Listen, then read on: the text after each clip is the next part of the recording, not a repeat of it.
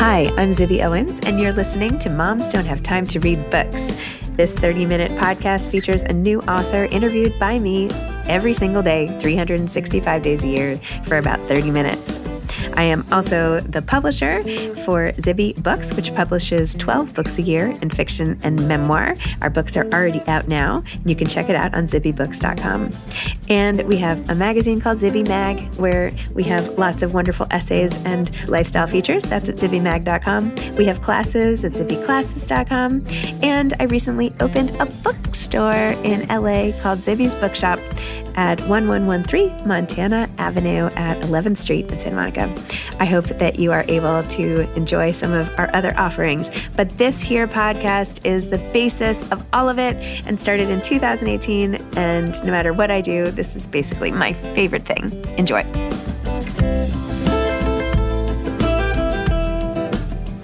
Ann Garvin is the author of There's No Coming Back from This, a novel.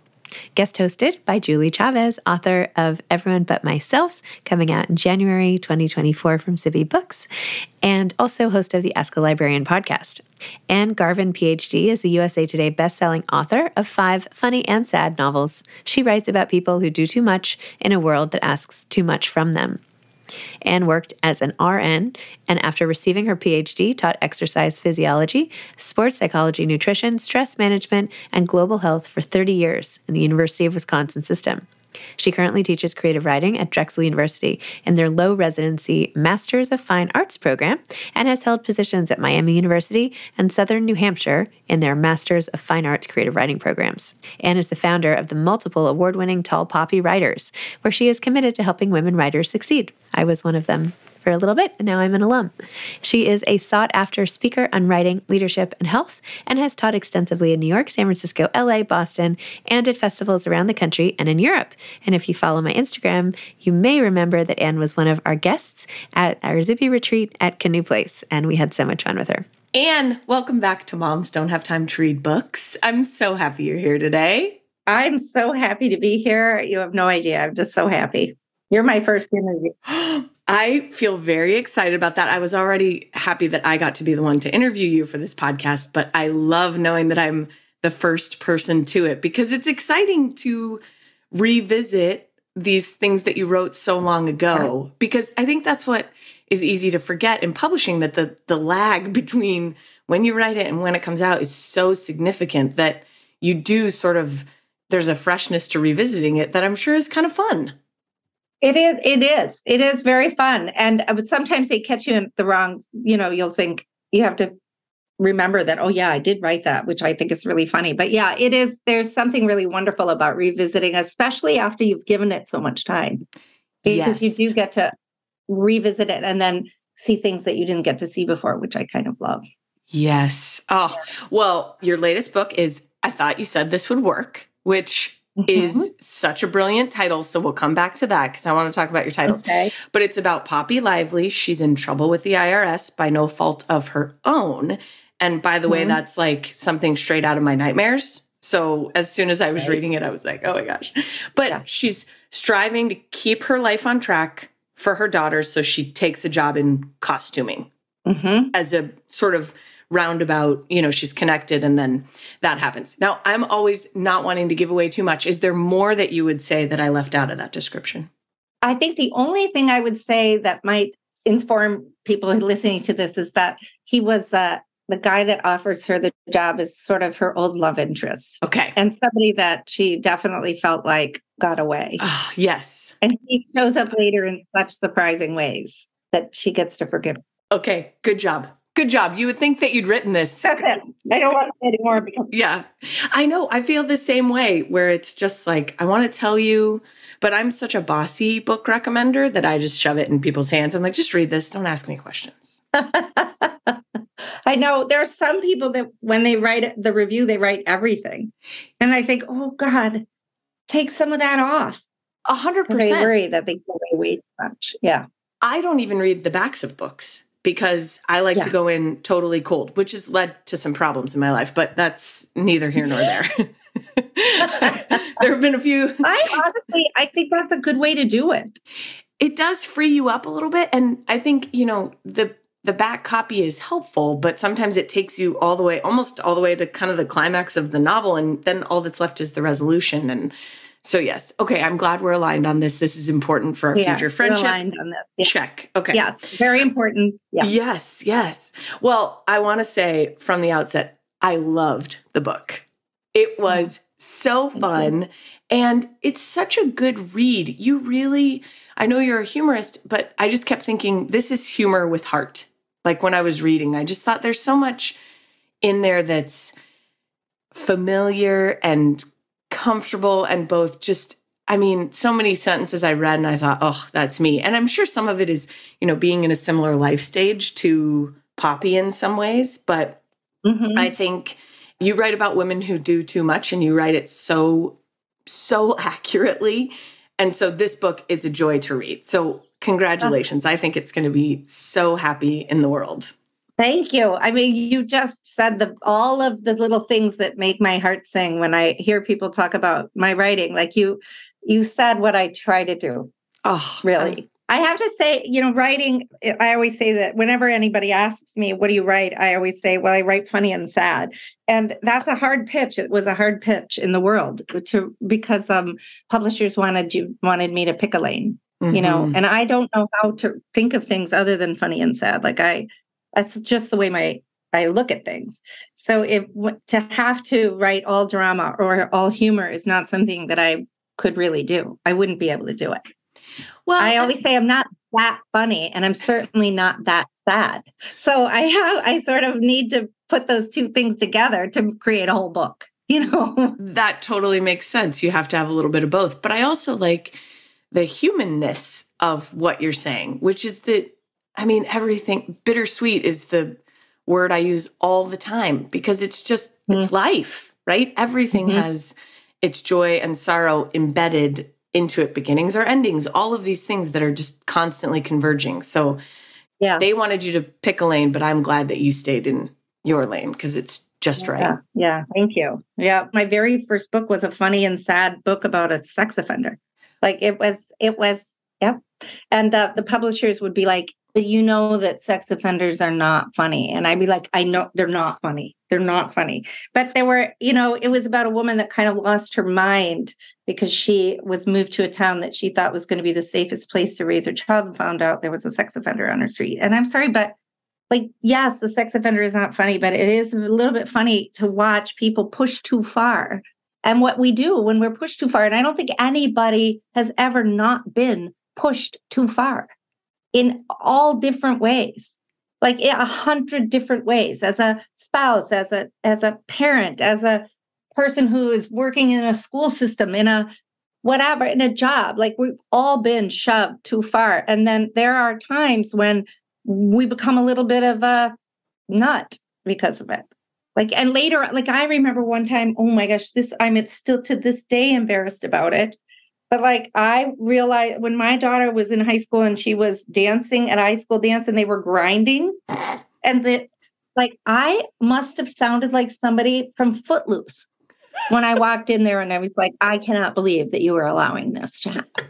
Do you realize what grinding is? And I was just like, they are going to come up on my teenage daughter's rump. What? Did I lose my mind? Yes. And I think that I love that kind of thing. I just can't get away from it. Yes. I love it. That's where some of them come up. That's amazing. Unhinged is just the best place to be or watch someone go to sometimes. Cause you're right. We've been there where you're just I routinely take things too far for sure. Yeah, and I know. Me too. Yeah. That's incredible. It is true. I find myself really that generational gap. Yeah, you do turn into the parents from Footloose, right? Yeah. That's such an apt comparison. My kids will talk about it. They'll be like, Mom, remember you lost your mind about grinding? I'm like, shh. We don't talk about that, kids. Talk about when Mommy lost her mind. We don't talk about that. No, Mommy's fine now. It's all fine. I want to talk about, so this is a good point to ask. You started out as a scientist, is that correct? Yeah. Okay, tell me, how did you find your way from science to writing? And what kind of scientist were you? Well, okay, so I was a nurse. And I worked as a nurse for years and I put myself through grad school. And then when I was working as a nurse, I'll try to do this quickly because I tend to go off too far into too much details. But when I was working as a nurse, I was like, oh my God, these people are just laying around. If we could move them around a little bit, they'd feel a little better. And then I thought, I don't know anything about that. So I took a class in exercise physiology and then I got a master's in exercise phys. Well, then I was like, there's like, I think that they should do it because they'd feel better. I don't know anything about the psychological aspects of exercise. So then I took a class in that.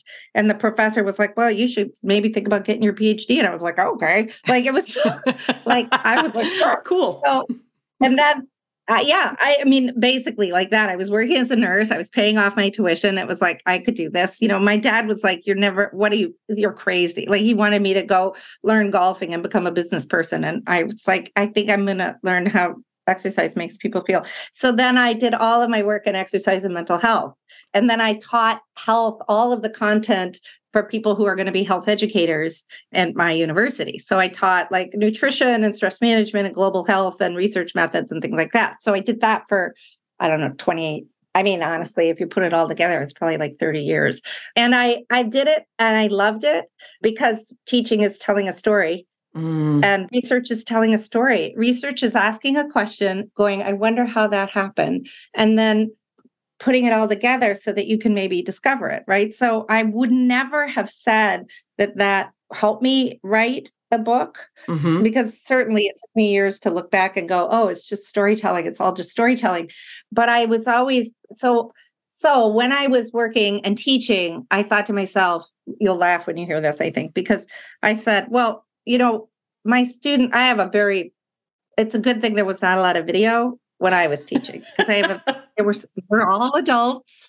I have a very foul mouth and a very practical way of teaching health. And these were all people who binge drank and did not, wear condoms. And so I was, teaching, and I thought, it would be really great to have a larger audience for these kinds of lectures, because I really had a way of sort of breaking it down for people. And so I went at first, when I first started talking about this, I asked if anybody would want to publish a book like that. And they were like, you're not qualified to do that. And I was like, I have a doctorate in it. And they were like, yeah, but you don't have a platform and nobody knows you and you're not famous and we'll never be able to sell it.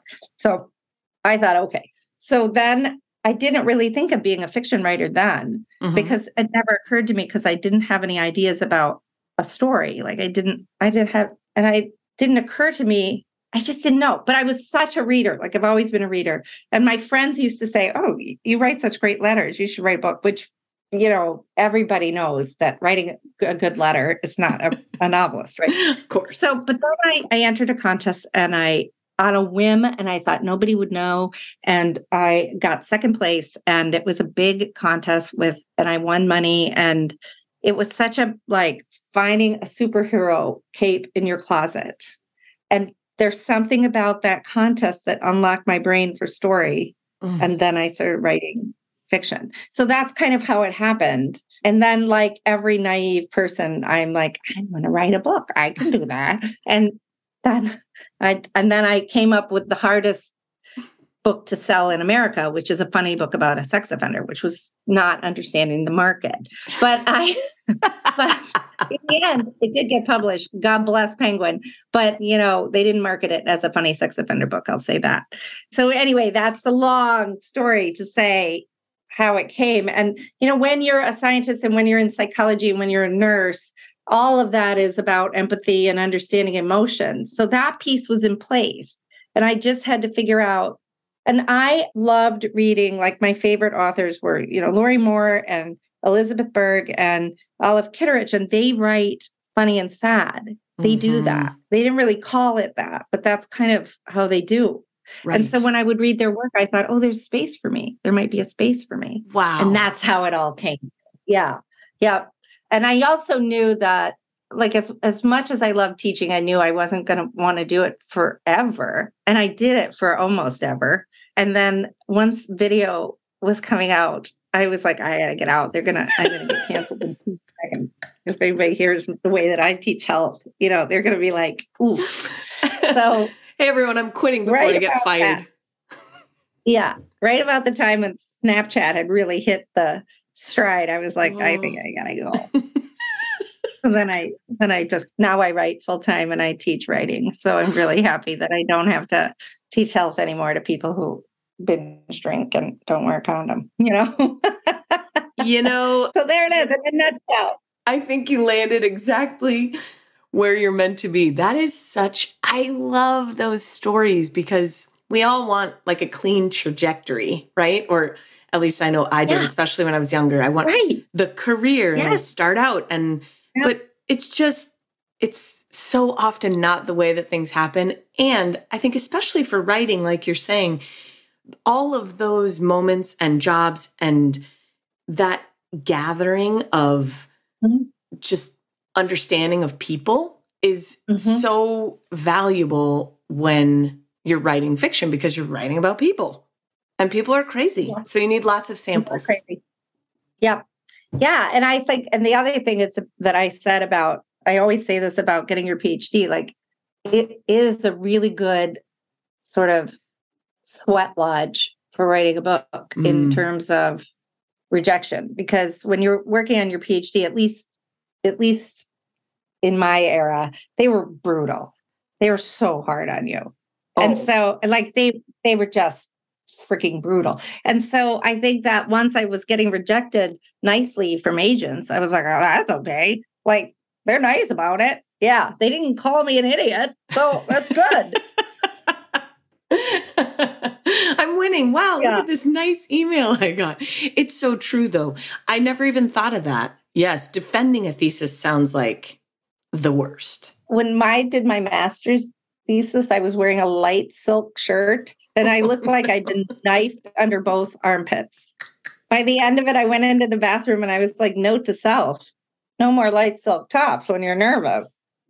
Yeah. I love that story. I should not. There are no photographs I got. Yeah. Oh, aren't you so glad? I tell my kids that often. I'm like, look, I would not have survived if social media were happening while I was in high school. So no. And then, going forward, I do have some pictures of a very tragic short haircut that I had in college that I pull out occasionally.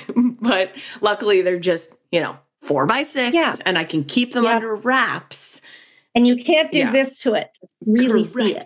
Oh, yeah. You can't zoom in and just torture yourself. Oh, you're so right. Yeah. I also, in addition to the tragic haircut, had a very, very bad style period during that. And it was in the time of Bermuda shorts anyway. And gosh, I look back, I'm like, this is just a tragedy right here. Yeah. Well, that leads nicely into my next question for you, which is about costuming, because that is so much of this book. And I loved what you talked about. Did you get to take a tour of like a wardrobe space? Okay. And I also... tour. go ahead. Go ahead. No. I want to hear it. Go. Hit it. I spent days on the Universal backlot and days on the Sony backlot with a key grip and a costumer who had done all of the movies that you have seen. Oh my gosh. She did Hidden Creatures. She did King Richard. She did every single thing Adam Sandler ever did. She had an Emmy, and she also connected me to 5 other costumers who also had long lunches and showed me places and showed me their notebooks and explained everything. And then we would all get together for lunch and I would pretend that I was a costumer. And I was so obnoxious that I'm sure they were like, this lady is too much. But she's hours and hours, because it was a little bit during COVID. They were only shooting one thing there in the backlot. And so I had free reign, free reign. I don't think it would ever happen like that again. And probably if I said it out loud and Universal Studios heard me, they'd be like, please stop saying that. And it was really funny because they were still doing, it couldn't have been, well, it was in the middle of COVID because they were still doing a lot of COVID restrictions and people hadn't come back to the backlot to do it. And I was like, the people from the studio, from the tour would come through. And they would like take our picture and I'd be like, Like, it was so funny.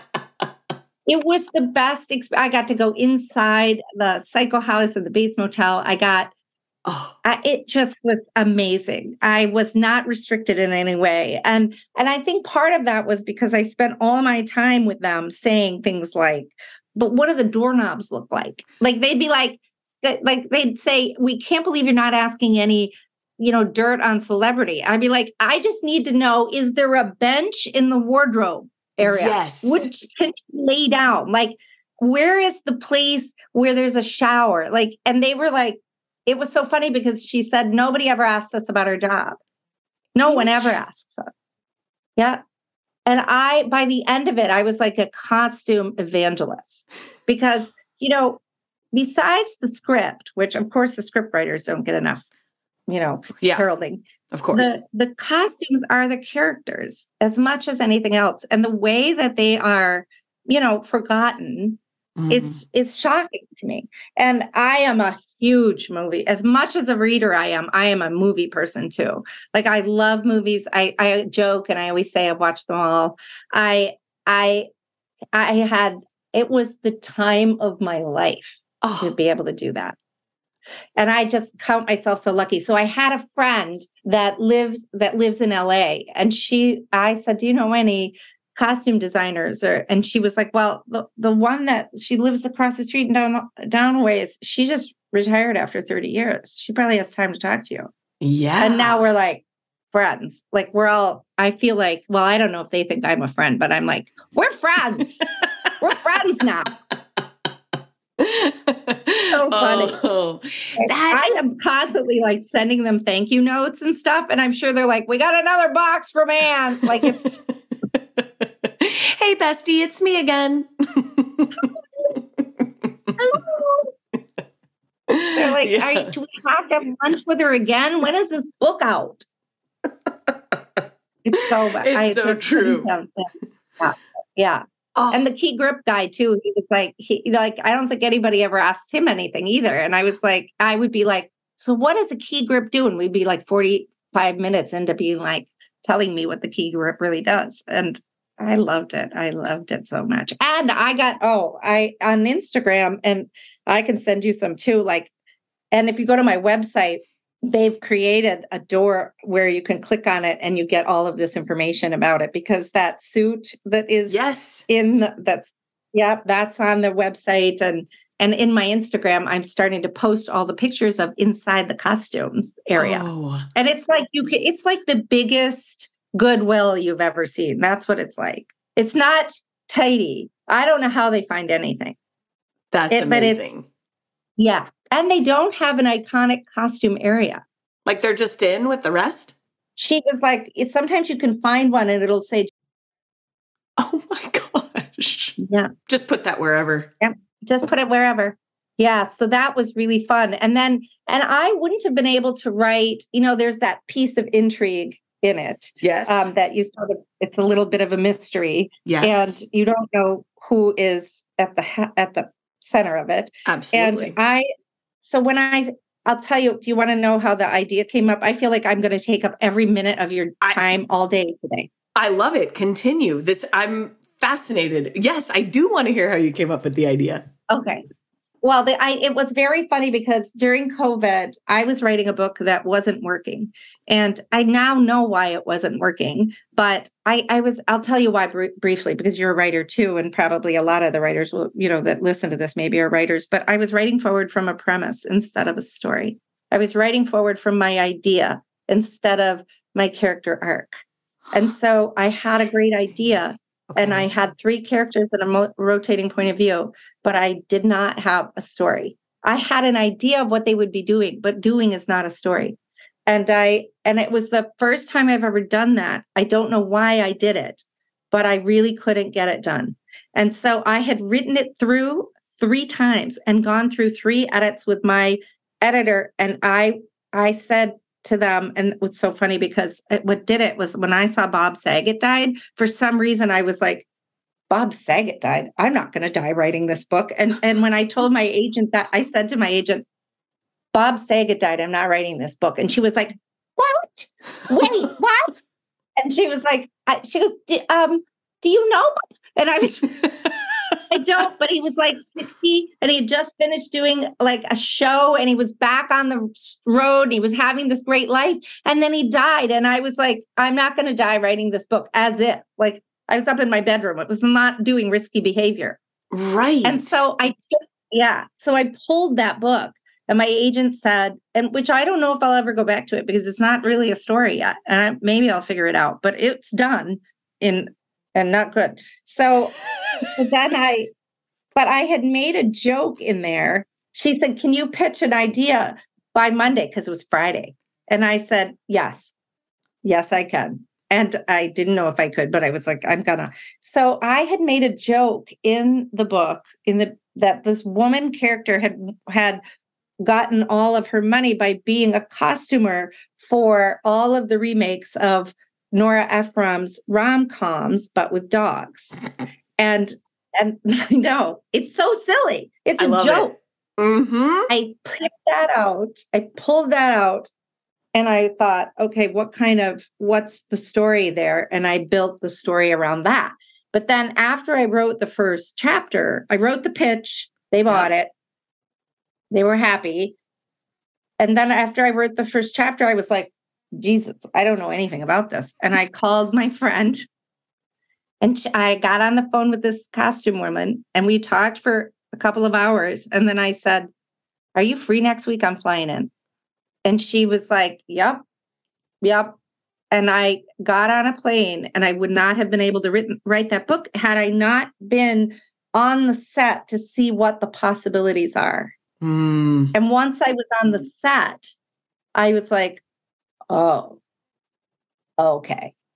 And then also when I got on the set, even though I do spend a lot of time out in LA, whenever I'm out in LA, I am either viewing LA as a New Yorker, because that's where I was from originally, or a Midwest person, And so like when you are a Wisconsin person and you drive into LA for the first time, it's so unusual and so wild and so different that you can't not observe it in that way. So for me to be this Wisconsin woman who was, being transported into, the Shark Tank of Universal Studios and all of the people that do this as if it's the air they breathe, was such a fun experience because it's so freaking funny. It's funny on both sides. It's funny looking at this behavior that they take for granted. And it's also funny for them looking at the Wisconsin person and being like, are you kidding me? Like, what are you,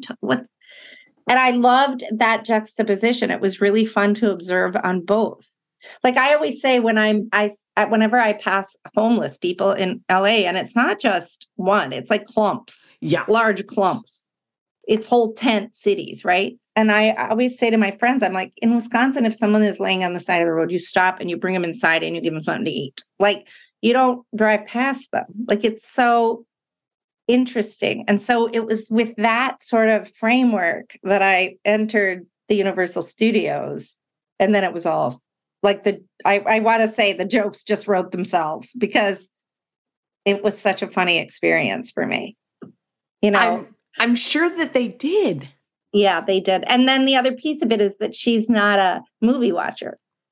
So she doesn't have that irreverent. Like she's irreverent. She doesn't care. Mm-hmm. She's like, yeah, I'm just not a big movie watcher. I don't even know what is the big deal? And that's another piece of it that, like, I didn't want her to write it like me, like, starstruck. And yes, I wanted to write it like, this is a job that I have to do. And you guys are like, kind of, what's your deal?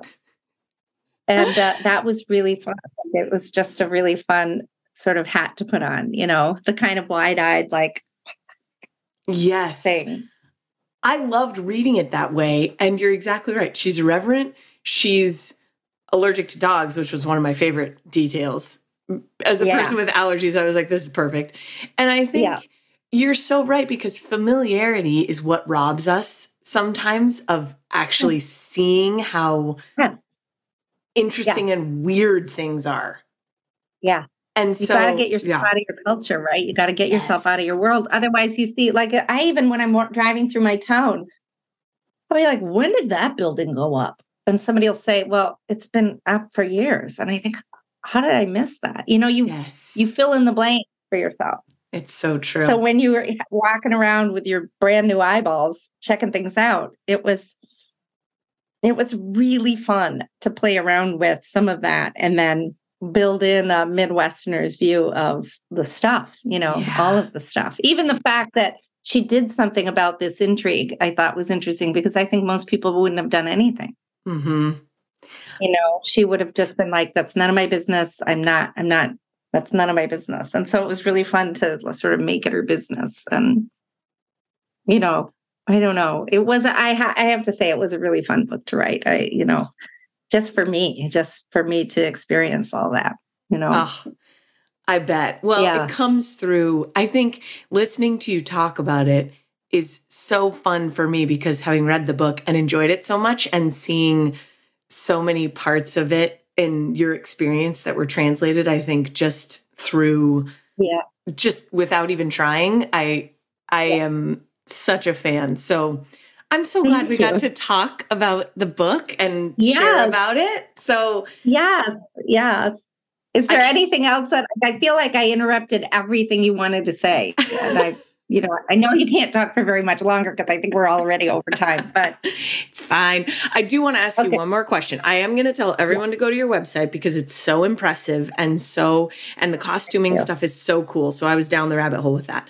But I have gotten to interview a few of your tall poppy friends and that's been so fun.